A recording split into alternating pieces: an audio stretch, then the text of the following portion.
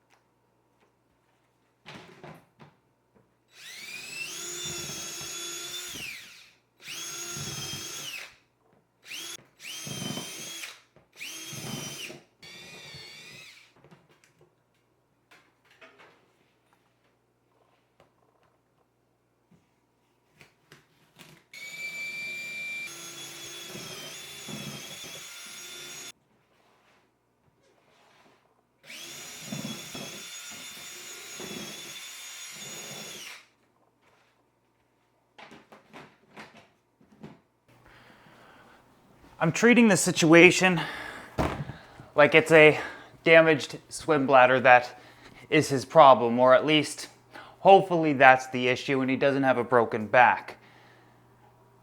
What I need to do for him is relieve the pressure on his swim bladder. Ideally, or one of the things that I could do, is simply remove him from the aquarium, put him in another aquarium with just a little bit of water. Or raise him to the top of the aquarium, suspend him there somehow, which 8 inches of water up here is the same pressure as 8 inches of water in another aquarium, and that's kind of what he needs to be in, about 6 or 8 inches of water. I've decided to build him a floating aquarium simply due to the lack of movement that I'm going to have to do, and not have to go through any temperature swings or parameter changes in the tanks, or really barely any handling of the fish. I think this will be the smoothest that I could do, is float them in this tank and kind of hope for the best. What I've done here is just taken a little Sterilite clear tote.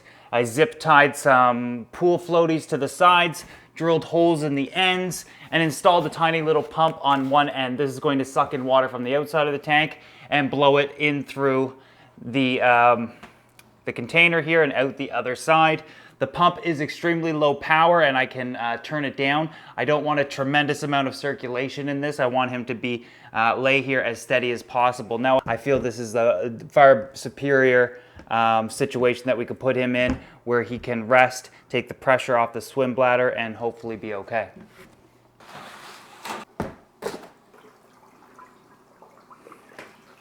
So now there's only about 8 inches of water in here, maybe, between 6 and 8 inches of water.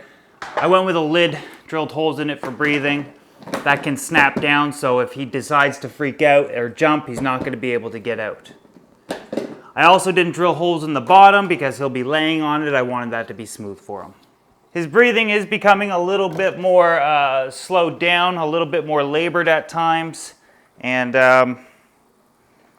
that's what's concerning. So hopefully we can get him in time.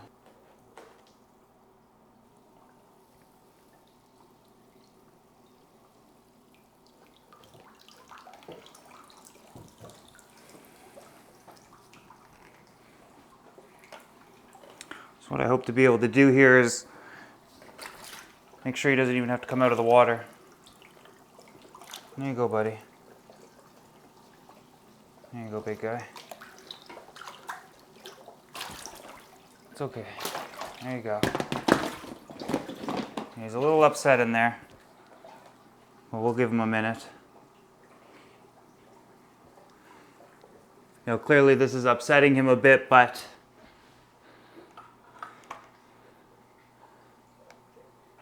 it's also a good thing he's getting kind of active in there. So let's see if I could take this off here without him getting upset again.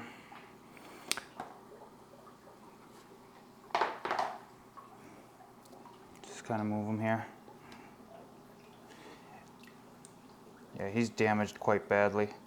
Both sides. Yeah, he's got so much damage to him.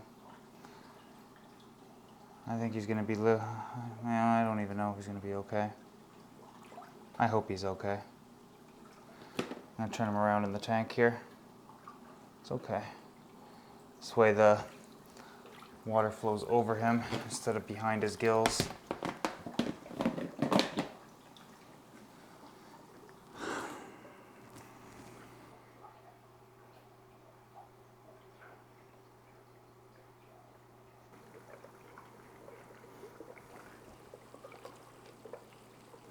Okay, so let's talk about what happened and what didn't happen.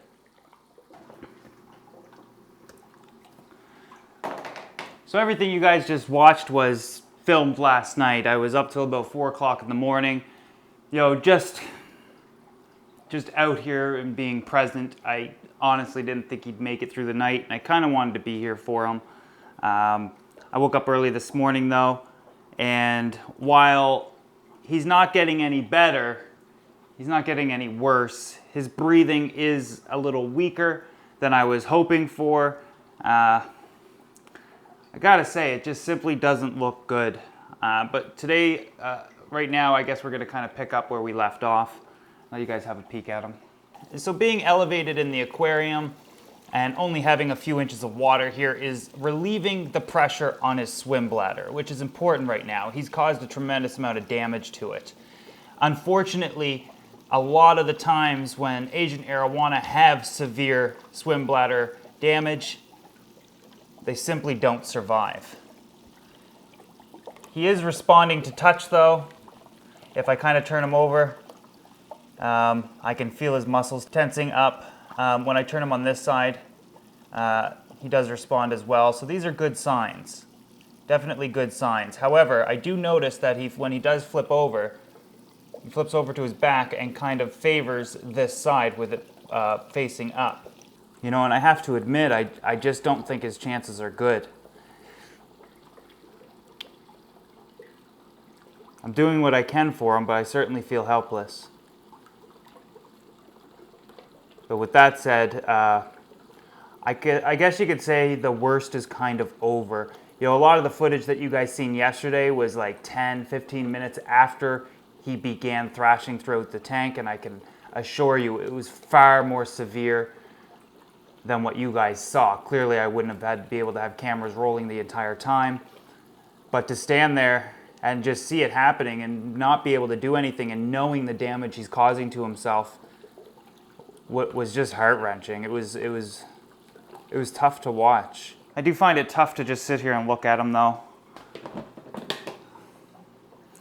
I want to pick up where we left off yesterday. I want to talk about a few new things that I want to talk about and show you based on a lot of the feedback and comments I got in yesterday's video. There seems to be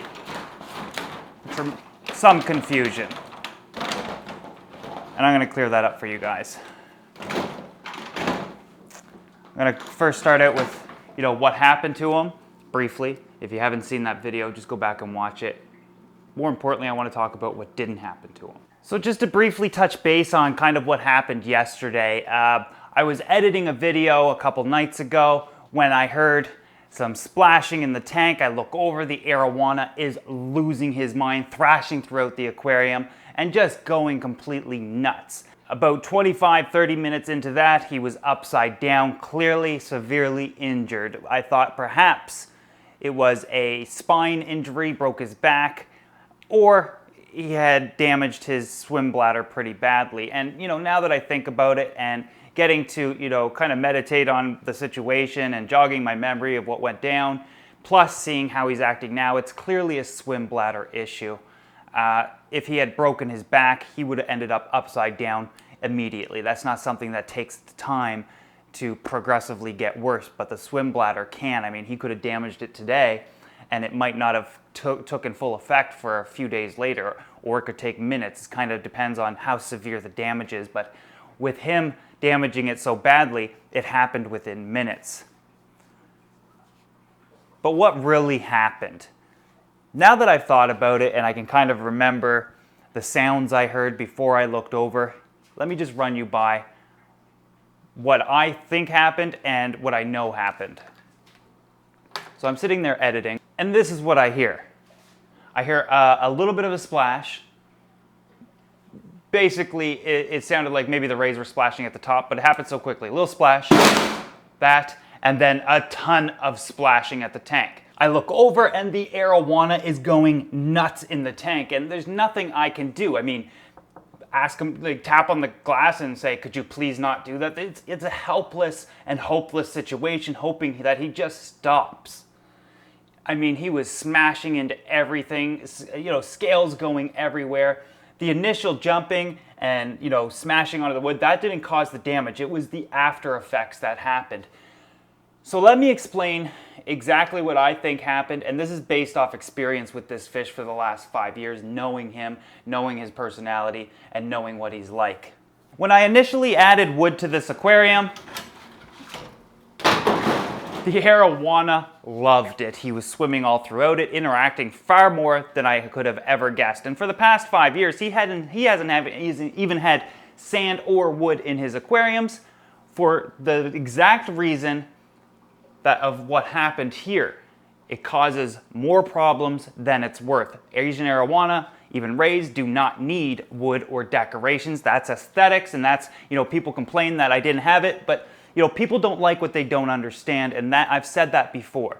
However, I'm experienced with these animals, and I know what's best for them. However, why would I add wood now and not before? Well, when he was in the 300-gallon aquarium, which is technically right here, 375-gallon in the house, that's big enough to house the arowana, but not big enough to house the arowana and to have a bunch of wood or decorations in there. Why? This sort of thing can happen, and they can damage themselves, smash into it. It's bad enough that they could dart around the tank. These are big, powerful animals that could do a tremendous amount of damage to themselves. But a lot of people thought that he hit his head on the lid. And let me explain something. He could jump into this all day long, and he's not getting hurt. Look at the give this has, and it's even more so this way. When it's on top of here, it's snug and secure, so it can't be all lifted up at once. The Asian arowana is not going to be able to, but watch. He can jump into that all day long. I'm using these lids for a massive array of reasons, and it's all calculated decisions.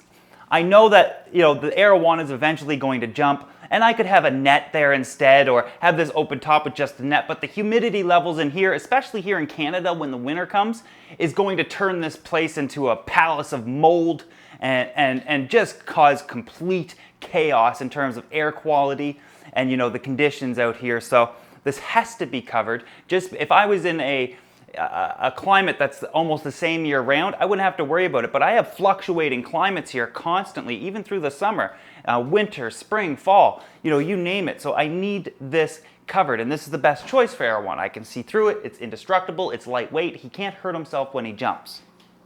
Plus they're cheap and easy to manipulate and cut.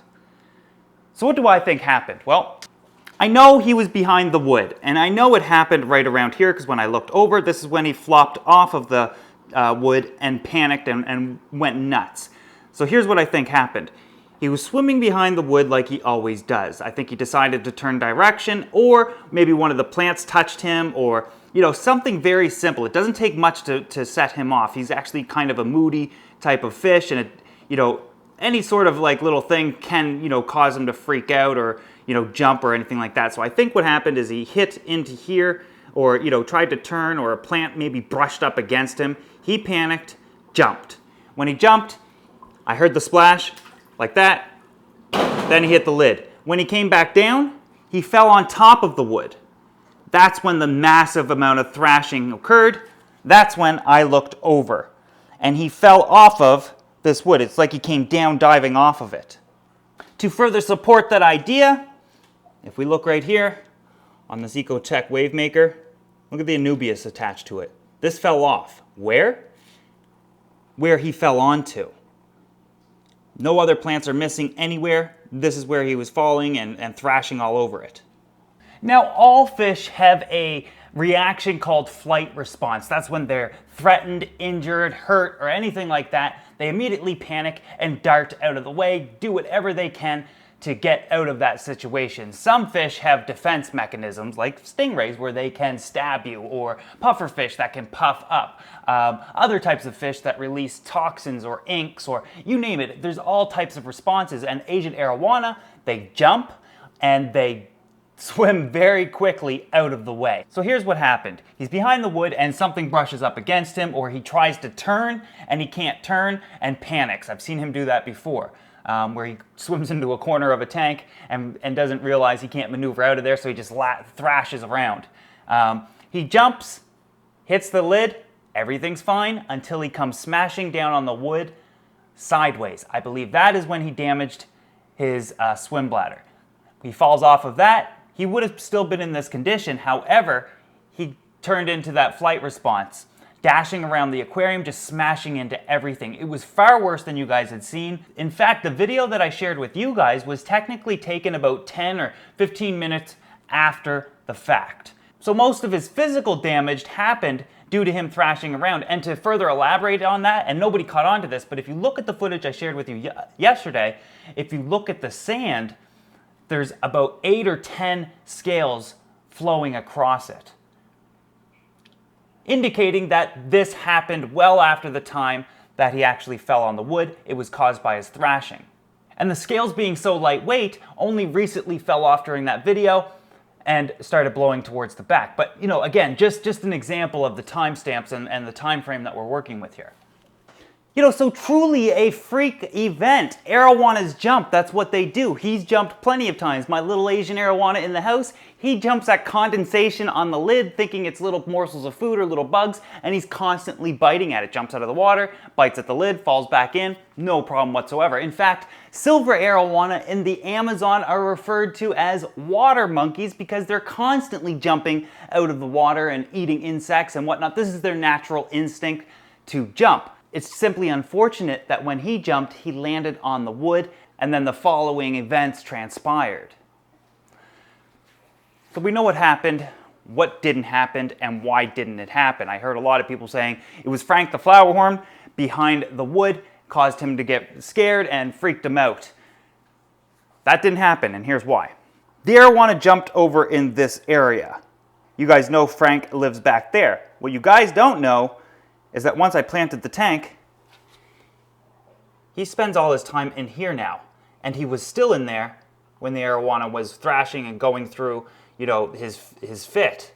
So it was impossible for it to have been Frank. Others claimed it was the stingrays. However, it wasn't them either, and here's why. When you look at the stingrays here, and this might be a bad angle, maybe we can get this guy over here, and you look at their tails, you can see their barbs on the top of the tail. This one you can see right there. You see it kind of poking out? And I can tell that he didn't sting anything. Why? Well, you see, stingrays do have barbs on their tails. They are venomous. They call them barbs for a couple of reasons. The stingers kind of look like this, which they shed every 60 to 90 days, usually, depending on the size of the ray. This came from one of my older rays, which was about 18 inches in diameter. If you look at the edges, they're serrated. That's why we call it a barb. Now this is a stinger that fell out. I boiled it and cleaned off all of the mucus or skin that's covering it, and this is what it looks like now. It looks like it would be hard bone, but there's technically not a single bone in a stingray. They're made up of hardened cartilage. They come from the family Elasmo branch, which is sharks, rays, and skates, and all made up of hardened cartilage, no bones. Now here is one that is no longer venomous, but it still has a little bit of the skin or mucus covering all over it. Now how do I know that the rays didn't sting the arowana? I think you guys know where I'm going with this. One, when stung, because it's serrated, Depending on what it's stinging and how deep it went, it will catch the flesh and pull out just like this. The barb stays in place. However, sometimes it doesn't do that. Sometimes it just stabs it and comes right back out, which in that case it would look more like this one here, where you see the skin, but the tip there has the skin removed. That would indicate that it went into whatever it was puncturing and came right back out. However, at any given point when this punctures anything, even sometimes rubbing up against the sand the wrong way, it can remove this skin covering. This is not a tough covering. It's very mucus-like. It can be almost rubbed off. In fact, when one of these fall off, if you're not careful, you can get poison from it because the venom sacs are underneath of them. And when you pierce this through skin or anything, the layer of skin comes back and the venom can now be injected. None of the rays are showing any signs of their barbs being impacted whatsoever, so it definitely wasn't a sting. So all we know is that the arowana jumped, and I'm just speculating as to why, but I do know it wasn't the flower horn and it wasn't the stingray. I suspect, based on my 5 years of experience with this individual fish, he doesn't like to be touched or brushed up against anything, and when that happened, I think he jumped, and that would have been perfectly fine. I wouldn't even known anything, and he wouldn't have been harmed whatsoever. He would have went back to normal, but he landed on the wood. That wood triggered some flight response, and he dashed around the tank.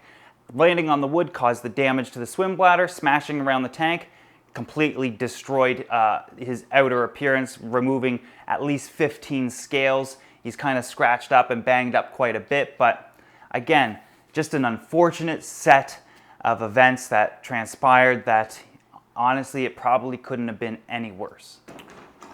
So where do we go from here? Well, this is always tough taking a look at him. Ultimately, it's gonna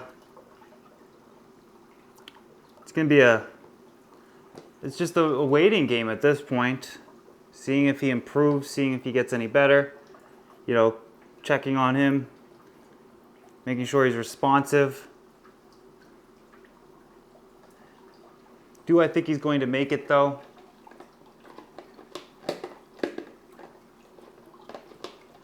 I don't think he'll make it. I mean, I think he's just so incredibly damaged and injured that I'm surprised he's lasted this long. All I could do is make sure that the pressure is taken off of his swim bladder. He's in a calm, controlled environment.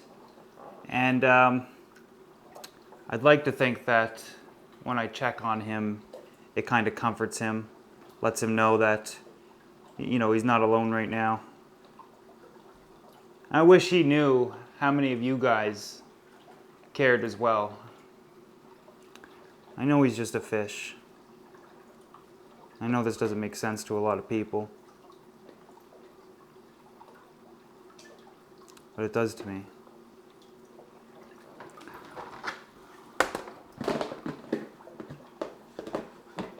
I never realized how many of you guys were invested in this fish previously. I never realized how many of you guys cared, and I feel like making these videos for you about him is really hard on me to do so, but I do feel like I owe it to you guys. And to share these moments and update you. It's tough on me to know what's going on and to be here. I can only imagine what it's like for you guys to be completely in the dark. However, I have done I did an update on Facebook yesterday. I shared a video there as well as Instagram. So if you're not following me there and you want more updates on this guy, I'll do some more later on today. I'll leave links down below. Ultimately though, an injury like this can take weeks, even months to fully heal and for him to be okay. So it's not like he's going to, recover in a day or two. I hope that, by the end of the week, he's at least upright, responding a little bit more, and maybe we can release him back in the tank and he'll be okay from there. But I